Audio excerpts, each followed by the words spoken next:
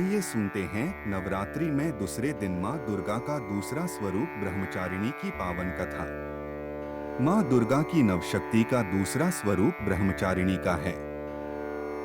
यहाँ ब्रह्मा का अर्थ तपस्या से है।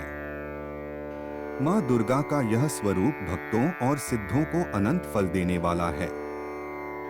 इनकी उपासना से तप, त्याग, वैराग्य, सदाचार और संयम की वृद्धि होती है।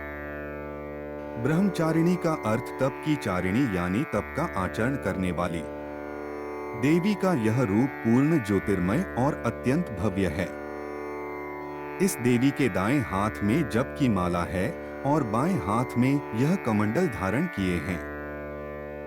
पूर्व जन्म में इस देवी ने हिमालय के घर पुत्री रूप में जन्म लिया था और नारद जी के उपदेश से भगवान शंकर को पति रूप में प्राप्त करने के लिए घोर तपस्या की थी। इस कठिन तपस्या के कारण इन्हें तपश्चारिणी अर्थात ब्रह्मचारिणी नाम से अभिहित किया गया।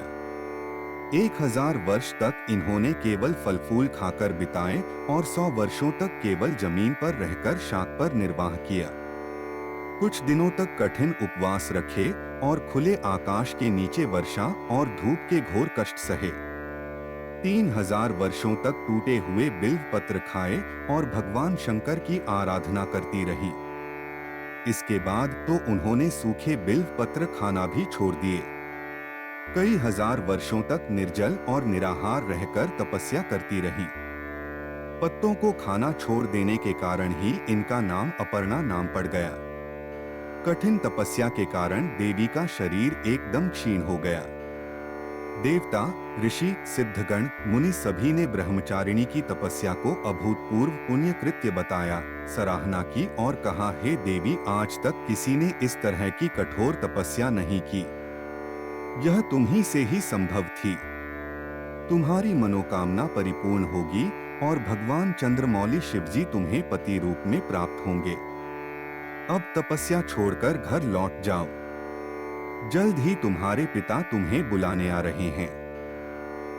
इस देवी की कथा का सार यह है कि जीवन के कठिन संघर्षों में भी मन विचलित नहीं होना चाहिए।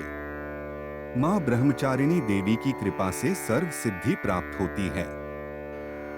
दुर्गा पूजा के दूसरे दिन देवी के इसी स्वरूप की उपासना की जाती है। लाईक करा आणि सबस्क्राईब करा।